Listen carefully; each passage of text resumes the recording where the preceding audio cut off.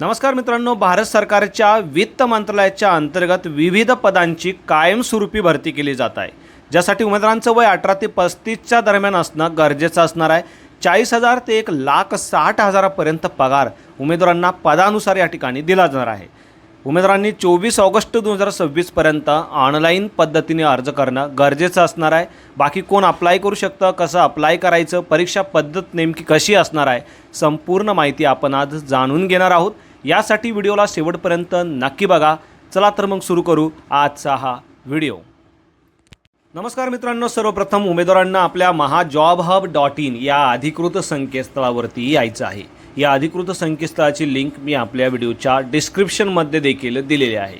या संकेतस्थळावरती आल्यानंतर या जॉब संदर्भाचे संपूर्ण अपडेट तुम्हाला पाहायला मिळणार आहे। भारत सरकारच्या वित्त मंत्रालयाच्या अंतर्गत येणाऱ्या security printing and maintaining corporation of India यांच्यामार्फत व्यवस्थापक पदांची ही भरती असणार आहे।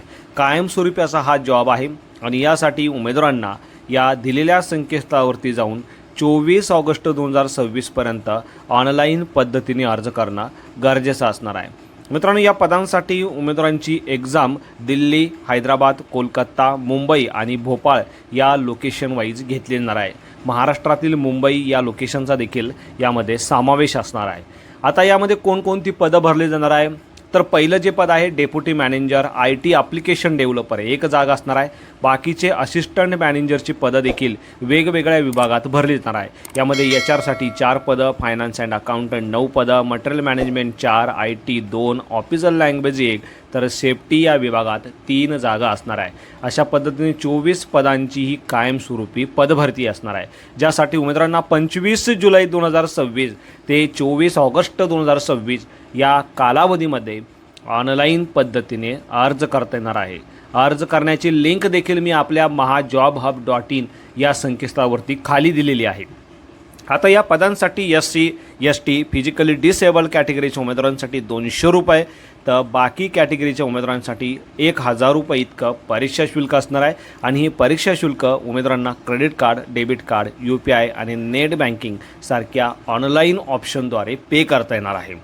वयोमर्यादेच्या बाबतीत बघू शकता, डेप्युटी मॅनेजर IT या पदासाठी उमेदवारांचं वय 18 ते 35 वर्ष, तर बाकी पदांसाठी उमेदवारांचं वय 18 ते 30च्या दरम्यान असणं गरजेचं असणार आहे। यामध्ये SC ST उमेदवारांसाठी वयाची 5 वर्ष, OBC उमेदवारांसाठी वयाची अतिरिक्त 3 वर्ष, फिजिकली डिसेबल उमेदवारांसाठी वयाची अतिरिक्त 10 वर्ष सूट देण्यात आलेली आहे। या व्यतिरिक्त एक्स सर्व्हिसमन उमेदवारांना देखील नियमानुसार या ठिकाणी सूट दिली जाणार आहे। वेतन श्रेणी म्हणजे पगाराच्या बाबतीत तुम्ही बघू शकता, डेप्युटी मॅनेजर या पदासाठी 50,000 ते 1,60,000 या स्केलनुसार, तर असिस्टंट मॅनेजर या पदासाठी 40,000 ते 1,40,000 या स्केलनुसार पगार उमेदवारांना दिला जाणार आहे। पगाराव्यतिरिक्त केंद्र सरकारमार्फत भरपूर सारे अलाउन्सेस आणि बेनिफिट देखील उमेदवारांना दिले जाणार आहे। नोकरी ठिकाणच्या बाबतीत तुम्ही बघू शकता, महाराष्ट्रातील मुंबई आणि नाशिक हे तुमचं नोकरी ठिकाण असणार आहे। या व्यतिरिक्त कोलकाता, हैदराबाद, नोएडा, देवास, नर्मदापुरम या ठिकाणांचा देखील यामध्ये समावेश आहे। आता या पदांसाठी उमेदवारांना ऑनलाईन पद्धतीने अर्ज करणं गरजेचं असणार आहे। सर्वप्रथम उमेदवारांची ऑनलाईन एक्झाम या ठिकाणी घेतली जाणार आहे, त्यानंतर मुलाखत असणार आहे, कागदपत्र पडताळणी आणि त्यानंतर वैद्यकीय तपासणी करून पात्र अशा उमेदवारांना नियुक्ती या पदासाठी दिली जाणार आहे। आता मित्रांनो, यामध्ये ऑनलाईन परीक्षेचे 75% वेटेज आणि मुलाखतीचं 25% वेटेज या गोष्टीचा विचार करून एकत्रितपणे उमेदवारांची निवड यादी तयार केली जाणार आहे आणि त्यानंतरच तुमचं नियुक्ती या ठिकाणी दिली जाणार आहे।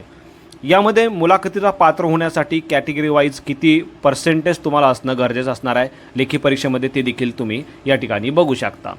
आता शैक्षणिक पात्रतेच्या बाबतीत बघू शकता, वेगवेगळ्या पदांसाठी शैक्षणिक पात्रता ही वेगवेगळी असणार आहे। तुमची शैक्षणिक पात्रता तुम्ही अगोदर चेक करायची आहे आणि त्यानंतरच अर्ज करायचा आहे। यामध्ये डेप्युटी मॅनेजर IT या पदासाठी 60% गुणांसहित उमेदवार हा कम्प्युटर सायन्स, IT किंवा इलेक्ट्रॉनिक्समधनं BE किंवा BTech असणं गरजेचं असणार आहे। मात्र या पदासाठी संबंधित क्षेत्राचा 3 वर्षाचा अनुभव उमेदवारांकडे मागितलेला आहे। या व्यतिरिक्त दिलेल्या लँग्वेजचं नॉलेज तुमच्याकडे असणं गरजेचं असणार आहे. त्यानंतर असिस्टंट मॅनेजर HR या पदासाठी MBA तुमचं HR किंवा MSW PM&IR PGDM HR केलेलं आहे तर तुम्ही ॲप्लिकेशन करू शकता. Assistant manager finance and accountant या पदासाठी BCom नंतर CA किंवा ICWA केलेल्या उमेदवारांना अर्ज करता येणार आहे. त्यानंतर असिस्टंट मॅनेजर मटेरियल मॅनेजमेंट पदासाठी देखील तुम्ही बघू शकता mechanical, electrical, pulp and paper, electronics, printing इंजिनिअरिंगमधनं पदवी आणि मटेरियल मॅनेजमेंट किंवा store, purchase, operation, supply chain, लॉजिस्टिक्समधनं PG डिग्री किंवा PG डिप्लोमा असलेल्या उमेदवारांना अर्ज करता येणार आहे. त्यानंतर मित्रांनो खाली तुम्ही बघू शकता असिस्टंट मॅनेजर IT या पदासाठी MCA किंवा कम्प्युटर इंजिनिअरिंग IT इंजिनिअरिंगमधनं BTech केलेल्या उमेदवारांना अर्ज करता येणार आहे. असिस्टंट मॅनेजर ऑफिसर लँग्वेज याही पदासाठी मास्टर डिग्री हिंदी किंवा इंग्रजीमधनं असलेल्या उमेदवारांना अर्ज करता येणार आहे. या व्यतिरिक्त हिंदी इंग्लिश ट्रान्सलेशनचा 2 वर्षाचा अनुभव उमेदवारांकडे असणं गरजेचं असणार आहे. त्यानंतर असिस्टंट मॅनेजर सेफ्टी या पदासाठी इंजिनिअरिंगची पदवी आणि 2 वर्ष सुपरवायझरी अनुभव उमेदवारांकडे असणं गरजेचं असणार आहे. या व्यतिरिक्त ज्या उमेदवारांनी फिजिक्स केमिस्ट्रीमधनं पदवी घेतलेली आहे आणि 5 वर्षाचा सुपरवायझरचा अनुभव अशा उमेदवारांकडे आहे अशाही उमेदवारांना अर्ज करता येणार आहे. किंवा इंजिनिअरिंगचा डिप्लोमा केलेला आहे आणि 6 वर्षाचा सुपरवायझरी अनुभव तुमच्याकडे आहे तरी देखील ॲप्लिकेशन करता येणार आहे. अशा पद्धतीने मित्रांनो तुम्ही प्रत्येक पदासाठी काय शैक्षणिक अर्हता गरजेची आहे हे या ठिकाणी चेक करायचं आहे आणि त्यानुसार ॲप्लिकेशन करायचं आहे.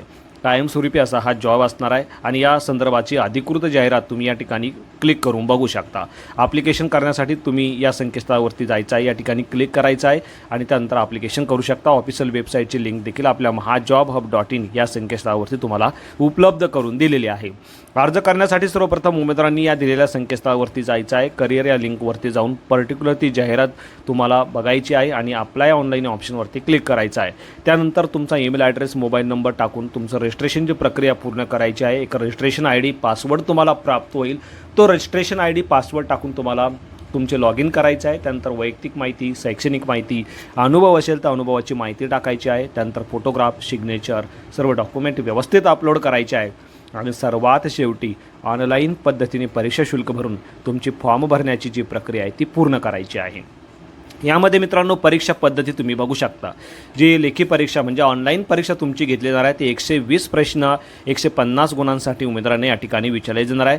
5 वेगवेगळ्या विषयावरती हे प्रश्न असणार आहे ज्यामध्ये professional knowledge, general awareness, English language, logical reasoning आणि क्वांटिट्यूड ॲप्टिट्यूड या विषयांचा समावेश असणार आहे. यामध्ये मित्रांनो 120 मिनिटाचा अवधी उमेदवारांना एक्झामसाठी दिला जाणार आहे. प्रत्येक विषयावाईज किती प्रश्न असणार आहे, किती गुणांसाठी हे विचारलं जाणार आहे हे तुम्ही या ठिकाणी बघू शकता. हिंदी आणि इंग्रजी भाषेमध्ये तुमच्या ही एक्झाम जी आहे ती घेतली जाणार आहे. यामध्ये प्रत्येक प्रश्नासाठी निगेटिव्ह मार्किंग देखील असणार आहे. 1/4 म्हणजे 0.25 इतके मार्क प्रत्येक एका चुकीच्या आन्सरसाठी उमेदवारांचे कापले देखील जाणार आहे. तर अशा पद्धतीने मित्रांनो अत्यंत महत्त्वपूर्ण असा हा व्हिडिओ होता. व्हिडिओ आवडल्यास नक्की शेअर करा. चॅनलवरती आज पहिल्यांदा असाल चॅनलला सबस्क्राईब करा, बेल आयकॉनला प्रेस करा कारण असेच महत्त्वपूर्ण जॉब रिलेटेड अपडेट मी नेहमी आपल्यासाठी घेऊन येत असतो. So thank you for watching.